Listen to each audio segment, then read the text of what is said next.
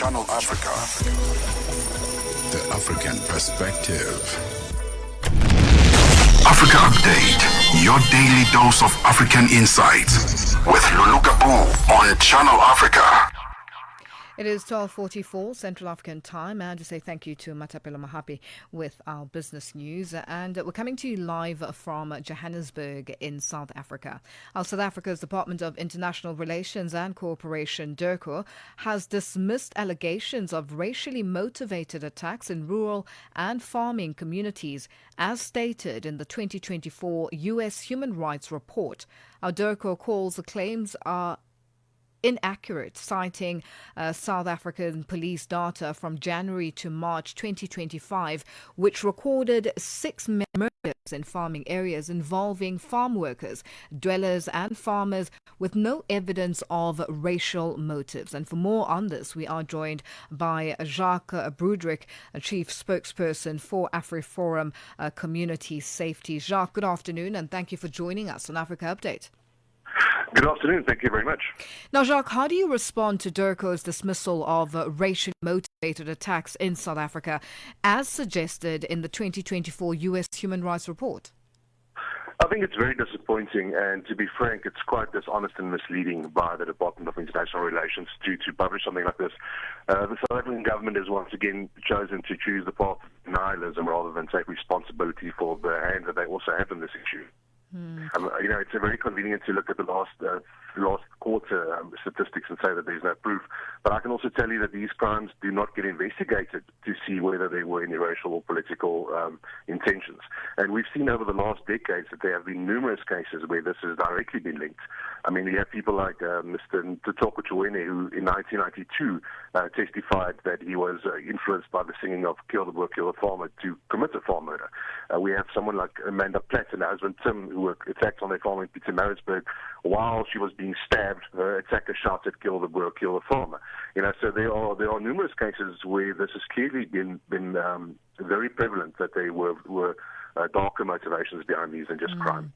Now, Jacques, have you, as AfriForum, investigated these attacks? And you're giving us evidence of what was said and done at particular incidences. But why is DIRCO then not accepting this report and these results? And why would they not investigate such cases? Because we are being told that it is a balanced scale in terms of attacks are happening on whether it's black farmers, whether it's colored farmers, it's across the board. So have you specifically identified and investigated and found out from different farmers across the board, across the racial lines, if this is the case?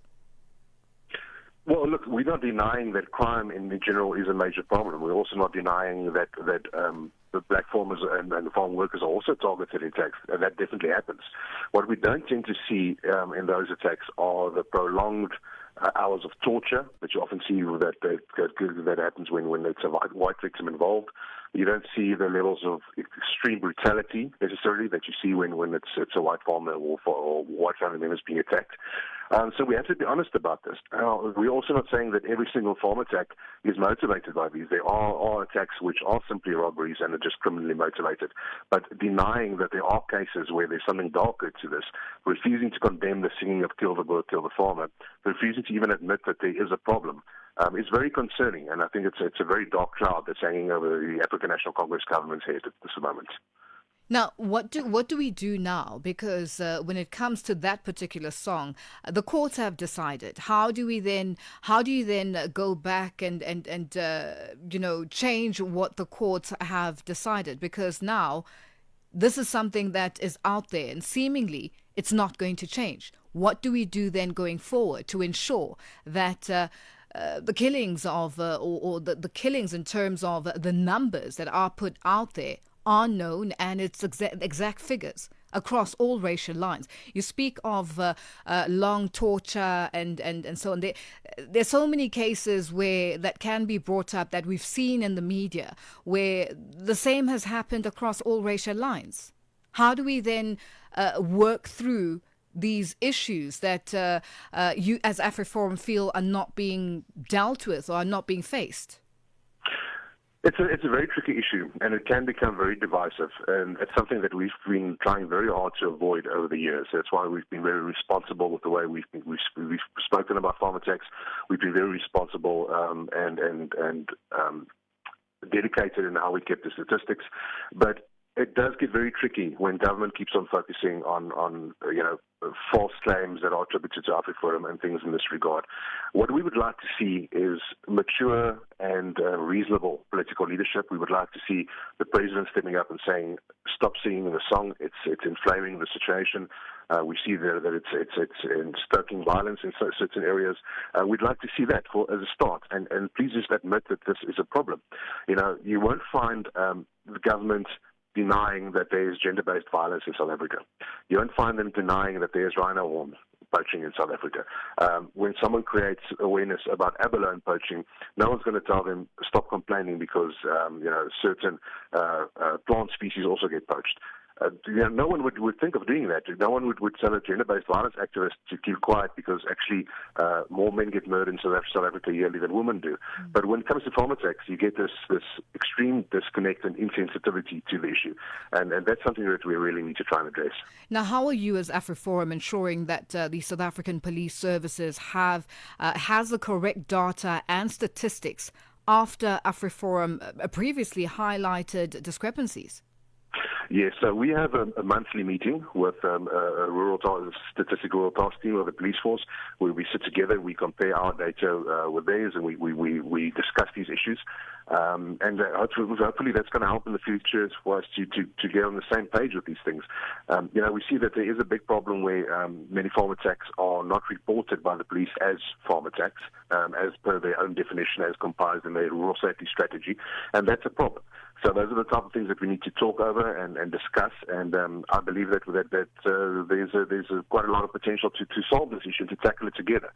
Our problem that we face is that we have good working relations with police on ground level and on operational level, but unfortunately there's quite often political interference, and that's the major challenge. And how do community-driven initiatives support the South African Police Services, especially on the ground, and what more needs to be done to ensure a successful fight against crime in the country, especially focusing on rural and farming communities? Well, let me give you an idea. AfriForum has 177 neighborhood and farm watch structures countrywide, with thousands of volunteers who are involved in the safety of their own communities.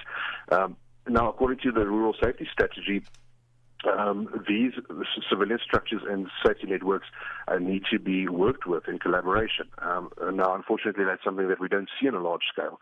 On ground level, we'll often see that a certain neighborhood watch or certain farm watch has a good working rapport with the local police, but it's not something that we're seeing on a national or provincial level.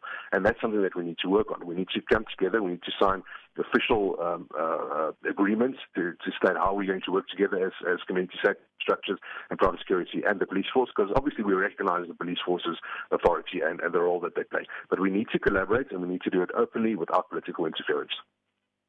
And Jacques, does this also include, in terms of the numbers that you see on the ground or the neighborhood crime watch system that you're working with and the groupings that you're working with, does this include killings where the perpetrators are the farm owners themselves or farm workers? We have safety structures. We will respond to any emergency. It doesn't matter what the emergency is or who the victim or the perpetrator is. Our safety structures help wherever they can help. So if there's a case where someone has been brutalized, or if there's a murder suspect that we are looking for, whether he's white or black, we will look for him. That's a very big misperception that a lot of people have put out there, and that's not how we do things. And what further recommendations do you have to address farm attacks? I think, unfortunately, we're going to have to apply more pressure on government because we see that they are heading in a certain direction, that they go direction of denialism. We need them to at least admit that there's a problem here. We need to have farm attacks reclassified as a priority crime in the same way that taxi violence is classified as a priority crime, in the same way that illegal mining is classified as a priority crime, because they are unique crimes. We need to push for that. We need government to come on board with that. That will make more resources available and specialized task teams to fight these crimes. So that's one of the things we need to do. The other one is we need to keep on creating awareness. We need to get the rural communities more involved in their own safety. It's very important that networks are set up and that people can communicate with each other. And those are some of the focus areas that we need to expand on. And in terms of the ops meetings or the meetings that you have on a regular basis with the different departments, the police, the SAPs, and the Department of Agriculture, and so on. Do you then put these recommendations across, and what sort of response do you get? Unfortunately, like I mentioned earlier on, we have a good working relationship with the career police officers. They are dedicated, they are hardworking, they are great people. Unfortunately, when we try to bring about real change or formal agreements, then there tends to be political interference from up top. But we will continue stretching out a hand of friendship and a hand of cooperation. We recently, again, reached out to the police commissioner to offer our assistance and to meet with him. And he seemed interested, so we'll see if something comes from that. But the government must not think that communities are going to sit back and simply allow themselves to get murdered and robbed. We're going to fight back against crime. We will do it within the confines of the law and responsibly, but we are definitely not going to sit back. Well, Jacques, we'll leave it there for today. Thank you for joining us on Africa Update. That was Jacques Broodryk, Chief Spokesperson for AfriForum.